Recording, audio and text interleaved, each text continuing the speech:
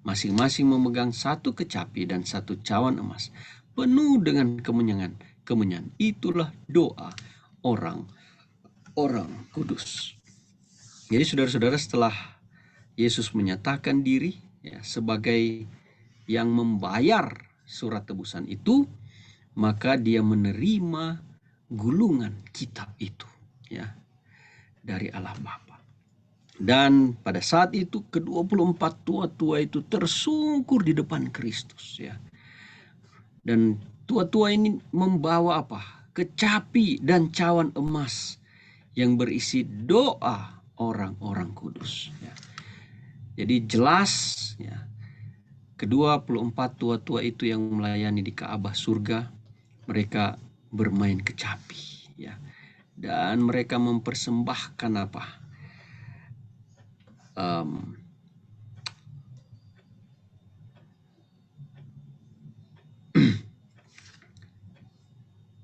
Satu cawan emas Mereka memegang satu kecapi dan satu cawan emas.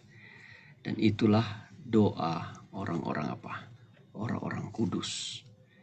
Jadi saudara-saudara, bagaimana pelayanan di sorga bagaimana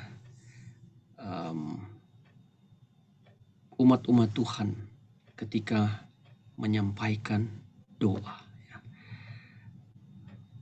Ke-24 tua-tua ini mereka mewakili umat-umat Tuhan berdoa doa orang-orang kudus. Mereka menyembah Tuhan dan mereka melayangkan doa. Bagaimana simbol ini juga melambangkan kita sebagai umat-umat Tuhan. Allah senang ketika umat-umat Tuhan, umat-umat yang kudus ini datang kepada Tuhan di dalam doa, di dalam penyembahan. Doa adalah bagaikan bau-bau harum di sini, seperti kemenyan yang naik ke tahta surga. Dan Allah senang ketika mencium aroma doa yang disampaikan. Makanya kita tidak boleh berputus di dalam doa kita. Kita harus tekun di dalam doa.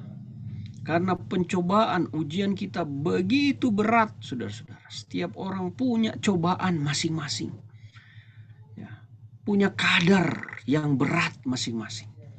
Tapi Tuhan izinkan setiap cobaan kita sesuai dengan kemampuan kita, tidak melebihi kemampuan kita. Maka kita butuh berdoa, memerlukan hubungan yang erat dengan Kristus melalui doa ini. Dan itulah kemenyan, bau-bau harum yang sampai ke surga.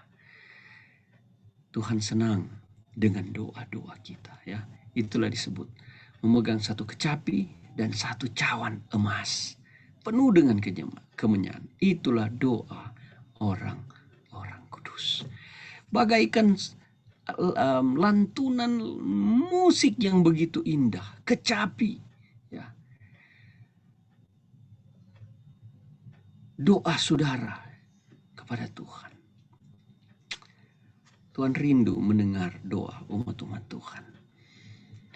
Kemudian yang dikatakan di dalam ayat 9 dan 10, dan mereka menyanyikan satu nyanyian baru, katanya, engkau layak menerima gulungan kitab itu dan membuka meterai-meterainya, karena engkau telah disembelih dan dengan darahmu engkau telah membeli mereka bagi Allah dari tiap-tiap suku dan bahasa dan kaum dan bangsa. Dan engkau telah membuat mereka menjadi satu kerajaan dan menjadi imam-imam bagi Allah kita. Dan mereka akan memerintah sebagai raja di bumi. Amin. Jadi ini adalah nyanyian baru. Itu berarti mereka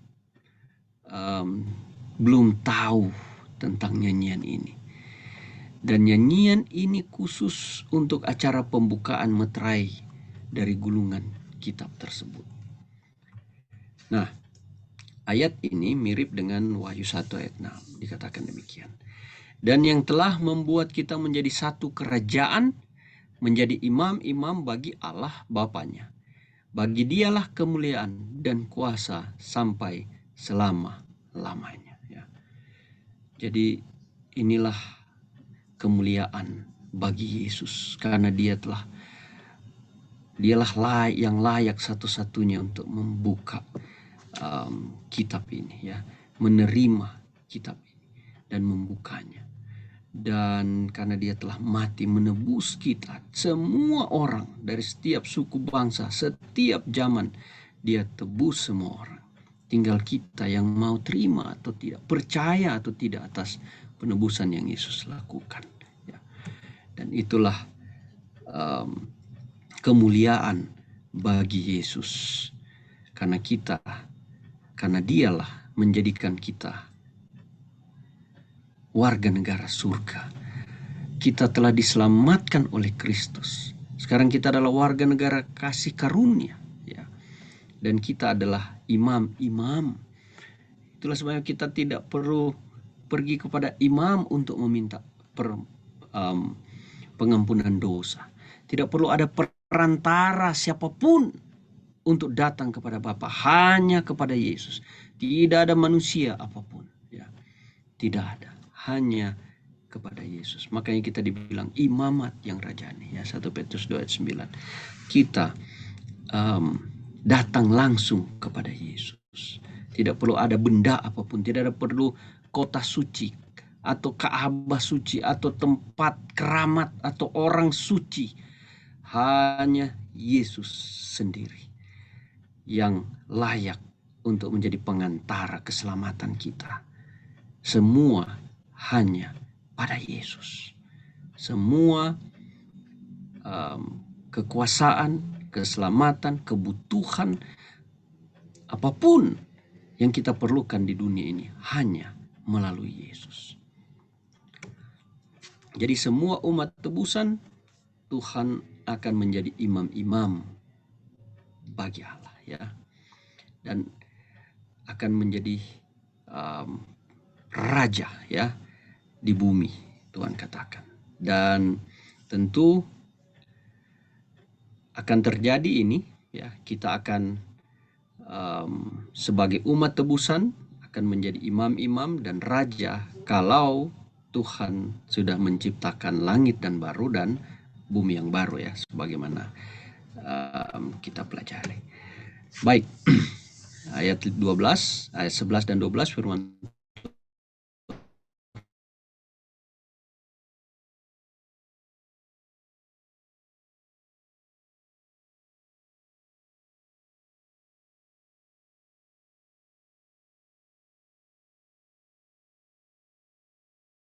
dan hikmat dan kekuatan dan hormat dan kemuliaan dan pujian. Jadi di sini Yohanes melihat malaikat dalam jumlah yang tidak terbilang banyaknya, begitu banyak, ya, saudara-saudara, mengelilingi tahta Allah. Itulah sebabnya disinilah dikatakan apa? Yesus layak menerima segala-galanya, kemuliaan, penghormatan, kuasa, kekayaan, segala puji-pujian untuk Tuhan. Makanya ketika kita berdoa, kita datang kepada Tuhan, jangan datang dengan sembarangan. Jangan sesuka hati kita, ya. Sekalipun kita berdoa pribadi, berdoa bersama keluarga, Tuhan, doa dengan penuh hormat, karena malaikat, makhluk-makhluk alam semesta ini begitu hormat sama Tuhan. Sekalipun dia adalah sahabat kita, Tuhan katakan, kita adalah sahabat Tuhan. Tapi ingat, dia itu adalah Allah pencipta, penebus kita, yang patut dan layak kita tinggikan, kita muliakan, kita hormati, dan kita puji. Itulah harusnya menjadi pembukaan dalam setiap doa kita. Dan Allah senang ketika kita memuji Dia, itu bagaikan alunan musik kecapi di telinga Allah. Biasakan doa seperti itu ketika kita berdoa. Kemudian ayat 13 dan 14, ayat terakhir kita malam ini. Firman Tuhan katakan, dan aku mendengar semua makhluk yang di sorga dan yang ada di bumi dan yang di bawah bumi dan yang di laut dan semua yang ada di dalamnya berkata, bagi dia yang duduk di atas takhta dan bagi anak domba adalah puji-pujian dan hormat dan kemuliaan dan kuasa sampai selama-lamanya. Dan keempat makhluk itu berkata, amin. Dan tua-tua itu jatuh tersungkur dan menyembah. Jadi saudara-saudara, Yohanes ketika menulis ini dibawa ke masa depan, ya. Ketika masa itu dosa dan maut sudah dikalahkan. Pada saat orang-orang mati sudah dibangkitkan. Dan di saat orang-orang tebus sudah dikumpulkan. Dan di saat itulah maka genaplah pekerjaan domba Allah. Dan saat itu juga adalah saat domba Allah menerima tahtanya dan kemuliaannya. Mari kita setia kepada Tuhan. Mari kita mencintai Yesus lebih lagi setiap hari. Mari kita lebih merindu-rindukan tempat itu. Kita akan berada di sana. Kita rindukan surga itu. Sehingga semua penderitaan, masalah, pergumulan air mata, duka, kesusahan yang kita sedang alami akan sirna, ya, akan lenyap. Kenapa? Karena kita merindukan tempat itu. Ya. Tuhan akan memberikan kita keringanan, kelegaan. Ya. Masalah itu ada, nggak akan pernah selesai. Tetapi dengan kita dekat dengan Yesus, kita mengasihi anak domba yang disembelih itu, kita memuji dia, kita bawa segala pergumulan kita di dalam doa. Kita menyadari bahwa Tuhan melihat kita secara pribadi. Kita mengakui dosa-dosa kita, menyerahkan hidup kita ke dalam kuasa Roh Kudus. Maka hidup kita ini akan diubahkan. Kita akan hidup dalam satu kehidupan yang indah, yang sempurna di dalam Yesus, yang penuh sukacita. Kita tidak akan ada ketakutan. Saudara akan menikmati